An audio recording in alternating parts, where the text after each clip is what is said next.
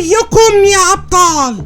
احلى تحية لاجمد ابطال في الدنيا. شباب، ادعموا القناة واطلبوا من اصحابكم واطلبوا من قرايبكم ان هم يشتركوا معانا ويشاركوا كمان في الجيف اواي والهدايا الكتير اللي هنعملها اول الشهر الجديد علشان كلنا نبقى مبسوطين. ادعموا القناة وشدوا حيلكم معانا شوية. سلام عليكم يا ندى حبيبتي، اسف اني اتأخرت بس كنت بقدم ورقي في شركة الاكلات الذكية. اهلا، مش مهم كنت فين، المهم هتروح فين. وبلاش بقى كلمة حبيبتي دي خلاص. ايه في ايه يا ندى؟ انا مش فاهم حاجة، انت بتتكلمي كده ليه؟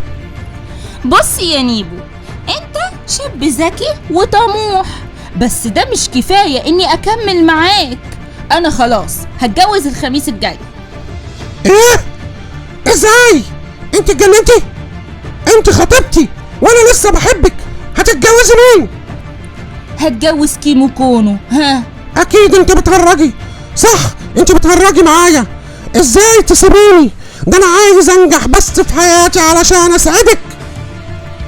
واديك معرفتش تسعدني ولا حتى تسعد نفسك.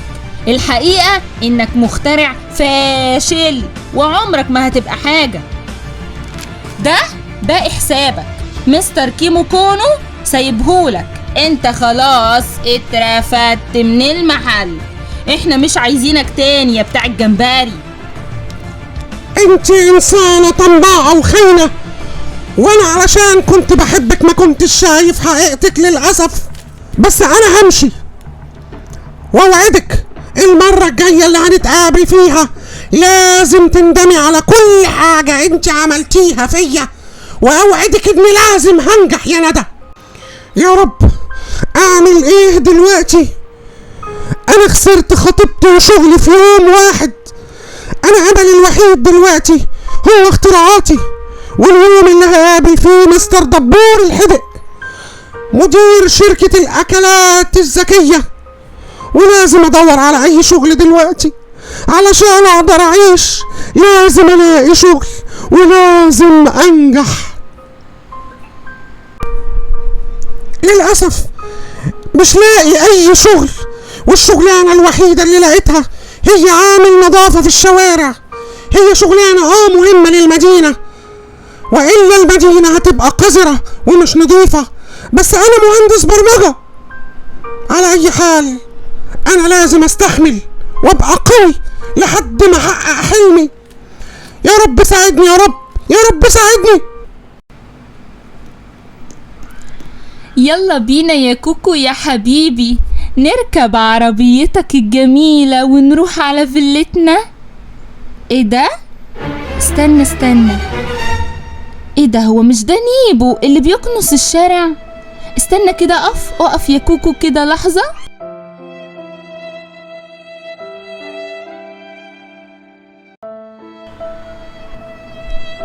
لو سمحت نظف كويس هنا قدام المحل عشان نبقى نديك بقشيش. فهمت يا عم المخترع؟ ولا اقولك انا عندي بقى اختراع فظيع ليك. اخترع مقشة بترقص وهتريحك برضو. انا مش هرد عليك يا ندى، وبرضو مش هزعل، وهكمل مهما كانت الدنيا قاسية عليا. لازم هكمل مشواري وهثبت لكم كلكم ان انا انسان مجتهد وناجح ان شاء الله. يعني المعشة مش اخر طموحي.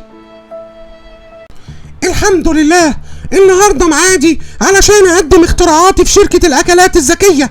انا واقف على باب الاستاذ دبور الحدق دلوقتي، وهخش له علشان اشرح له اختراعاتي. يا رب وفقني يا رب. ادعوا لي يا شباب، ادعوا لي يا ابطال، ربنا يوفقني. مساء الخير يا مستر دبور، انا نيبو. اهلا اهلا اهلا، اتفضل. ممكن تشرح لي ايه هي اختراعاتك اللي انت عايز الشركة تنتجها لك؟ والله انا عندي اكتر من اختراع يا مستر دبور. الاختراع الاول يا مستر دبور هو روبوت الفطاطري، وهو بيعمل جميع انواع البيتزا والفطير وكمان السمبوسة، وانا جربته في التشغيل في محلات خد فطيرك اللي في الجيزة ونجح جدا، بالذات فطيرة السجق. تمام. ايه تاني؟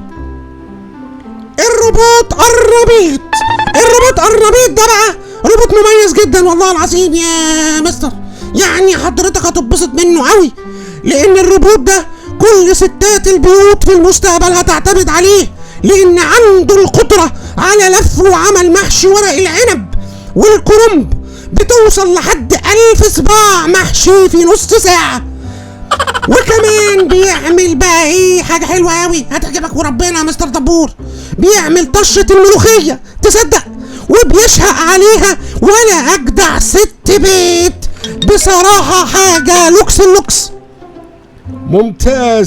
ممتاز. بالنسبة لصوابع المحشي، صغيرة كده ومنمنمة ولا كبيرة وهتقوفنا في الاكل؟ يا فندم صغيرة وتحفة وربنا وهتعجبك جدا، جربها بس والله العظيم. اختراعاتي دي اختراعات كويسة، بس عايزة حد يقيمها بالشكل الصحيح. على العموم هنجرب الاختراعات دي في التشغيل ونشوف ايه القرار.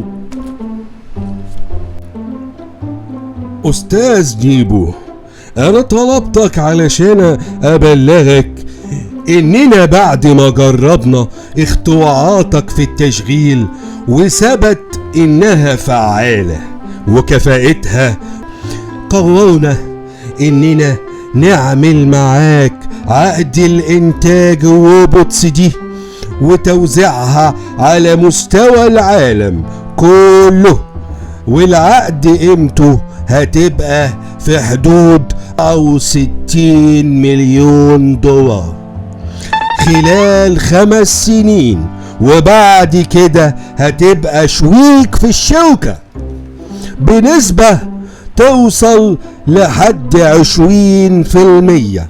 رأيك ايه؟ رأيي انت بتتكلم جد؟ طب احلف والمصحف كده، احلف والمصحف يا عم انت، ربنا يخليك يا استاذ دبور، انا مش مصدق بجد، دي حاجة كويسة جدا. طبعا موافق يا لهوي، ده انا موافق جدا. ماشي. بصراحة يا نيبو اختراعاتك مبهرة وهتعمل نقلة في الانتاج، بالذات انتاج المحشي والملوخية. روبوت المحشي ده فظيع، روبوت فظيع، ده انا كلت وبهدلت الدنيا، زودت نفسي امبارح محشي من حلاوته. اما روبوت خد فطيرك عمل لي امبارح حتة بيتزا بالتونة، تحفة يا جدع، تحفة. مبروك يا ابني، مبروك، انت تستاهل كل خير. شكرا والله انا مبسوط جدا، شكرا يا فندم. ياه حياتي اتغيرت، عدى 2 سنين والحمد لله بقيت اشهر واغنى رجل اعمال في بروك هافن، واشتريت نص المدينة بقى ملكي، وبفكر كمان اشتري ماب لايف توبيا لان مستقبل الاستثمار فيها كويس جدا. احساس جميل قوي ان انا بلف في المدينة دي وهي نصها ملكي. انا هنزل اتمشى شوية واكل ايس كريم، طعم الايس كريم وحشني قوي من المحل اللي كنت بشتغل فيه. مساء الخير، لو سمحت ممكن ايس كريم فانيليا؟ اتفضل. الله طعمه تحفة، شكرا، طعمه كان وحشني قوي. انت شغال هنا بقالك قد ايه؟ لا انا مش شغال هنا، انا صاحب المكان. ايه؟ ازاي؟ امال مستر كيمو كونو فين؟ انا اشتريت المحل في المزاد العلني لان مستر كيمو كونو فلس وكان عليه ديون كتيرة قوي، وباع كل املاكه وبقى مشرد في الشارع هو ومراته. ياه، لا حول ولا قوة إلا بالله. وهم فين بقى دلوقتي؟ عايشين ورا المستشفى بقالهم مدة. أشكرك مع السلامة.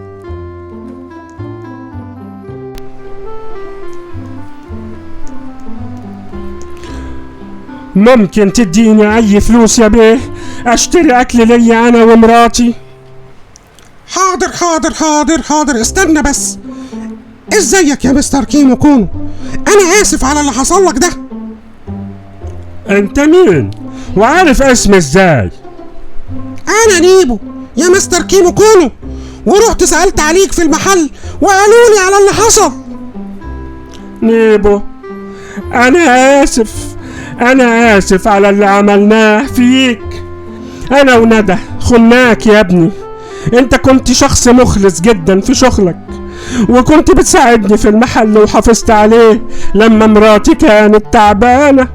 انا خنتك وطردتك واتجوزت خطيبتك، اتجوزت ندى. يا ريتني ما اتجوزت ندى. هي السبب في كل اللي حصل لي. ضيعت كل فلوسي على طلباتها، فسح وخروجات ومصاريف وفشخرة لحد ما فلست واستلفت كمان. ما تزعلش، ان شاء الله الامور هتتحسن. امال فين ندى؟ ندى انت لو شفتها مش هتعرفها يا نيبو. ندى بتشحت الاكل دلوقتي من مطعم بروكس دينر. هي جاية دلوقتي، هتلاقيها جاية هناك، جاية قربت خلاص. يا رب عربية تخبطها واخلص منها، هي اللي بهدلتني اوي. ازيك يا ندى؟ عاملة ايه؟ ياه، ده انت اتبهدلتي اوي. انت مين يا باشا؟ انا نيبو يا ندى. ياه، انا عرفت انك بقيت اغنى رجل اعمال في المدينة، وكنت خايفة من اليوم اللي هقابلك فيه. انت طبعا جاي عشان تنتقم مني وتشمت في كوكو. لا طبعا يا ندى، انا اخلاقي ما تسمحليش ان اعمل كده. بالعكس، انا عايز اساعدكم علشان تعدوا الازمة دي. فعلا؟ لا انا مش مصدقة. لا صدق يا ندى، انا هجيب لكم بيت تسكنوا فيه، وكمان هعمل لكم محل ايس كريم تاني يبقى مصدر رزق ليكم، لان احنا بدنا عيش وملح، والانتقام ده شيء مؤذي جدا وعمره ما هيفيدني باي شيء. وانا مسامحكم على اللي انتوا عملتوه فيا، وعفى الله عما سلف. العفو عند المقدرة، هو ده اللي احنا عايزين نقوله من الفيلم. ان انت ما تبقاش قوي وتنتقم من واحد ضعيف، ده ما اسموش مروءة ولا اسمه اخلاق. خلي بالكم يا اصحابي، الانتقام مش مفيد ابدا. اعمل لايك دلوقتي للفيديو واشترك لو انت مش مشترك، وخلي اصحابك وقرايبك يشتركوا في القناة ودعمنا. يلا يا اصحابي، اشوفكم في فيديوهات تانية. باي باي يا ابطال.